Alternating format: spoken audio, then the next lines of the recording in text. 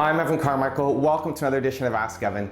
In today's episode, I'm going to answer a question from one of my readers, Eric, who runs a software company. He's got 30 different applications that are all in kind of beta mode, haven't really launched yet. And he's looking for a CEO to come in and help him run the company. Wondered if a CEO would buy in, and that'd be a good way to raise capital. He's still working at a full-time job and is has a trouble that a lot of entrepreneurs go through, where they need money to run the business, but they don't have enough money coming in from the business to kind of keep it going. So looking for ways to raise capital, and also looking at how to get these companies, the software company, off the ground. So to give you some advice, Eric, first of all, it's very rare that CEOs will buy in, especially at the kind of really early stage. You can get a CEO to come in and join the company, but unless you're making sales, it's hard for them to give you money up front. If you were full-time in this business and you already had some traction, you're already making sales, and there's a valuation on the business, it's a lot easier to convince somebody to put money in.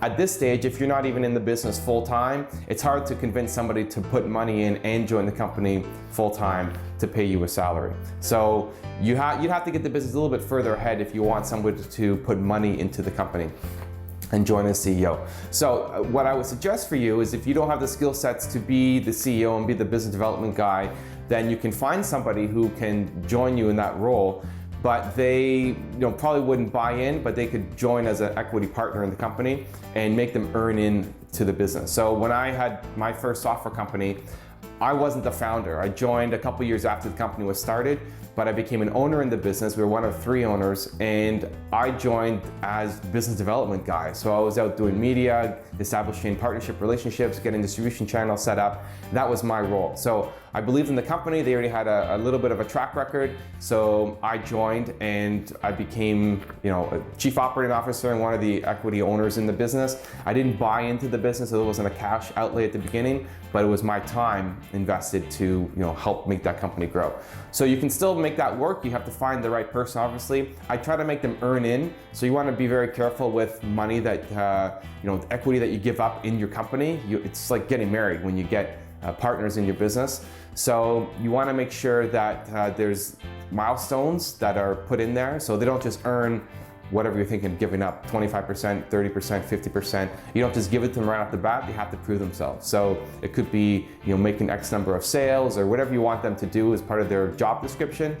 Make them earn in, make sure they earn your trust, make sure it's something you can work with for a long period of time, and that could be an option for you to go.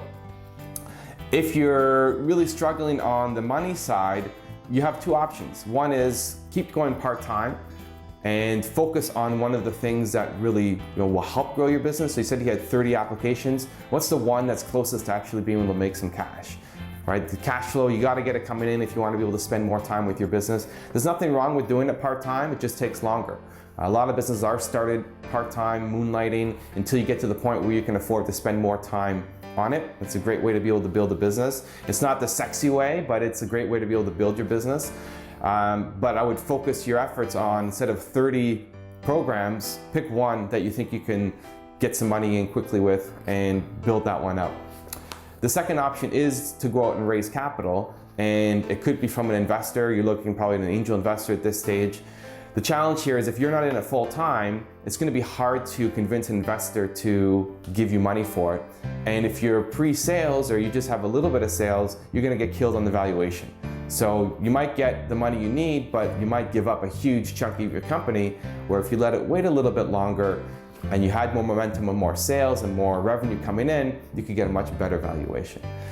So Eric, I hope that helps. A lot of information. I would still go out and try to find somebody, if you don't think you have the skills to help you run the business. Make sure that they do earn in, and there's nothing wrong with keep going part-time. Just focus on getting the software, the one program out there that will help generate some revenue for your business, so you can afford to leave your job and run your business on a full-time basis. And if you really need to, go out and raise capital, but maybe make it in small chunks so you're not giving up too much of the business. I hope that helps. Let me know what you guys think. If you want to leave a comment underneath the video, love to hear what your experience has been, or if you have other questions or some advice for Eric as well. And if you like the video, please give it a thumbs up. I always appreciate seeing those come in. It makes me want to do more of these videos. So thank you, and we'll see you on the next episode.